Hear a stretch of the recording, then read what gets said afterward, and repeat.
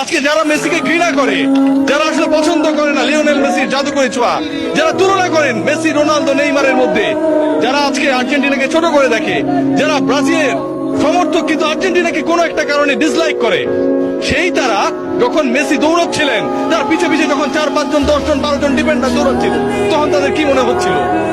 পিছে পিছে দৌড়ায়, ধরতে পারে না, আগে পরে সামনে বিভিন্ন জায়গায় যায়, বল আটকাতে পারে না।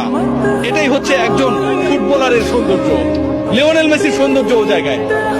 একজন ফুটবলার একটা দলকে, একজন ফুটবলার কোটি কোটি মানুষের স্বপ্নকে তার ছোট কাঁধে কিভাবে ক্যারি করেন সেটা আমরা দেখেছি। যারা অস্বীকার করবেন তারা ফুটবলটা বোঝেন না। হয়তো আমাকে মূর্খ বলতে পারেন, সত্যিই তাই।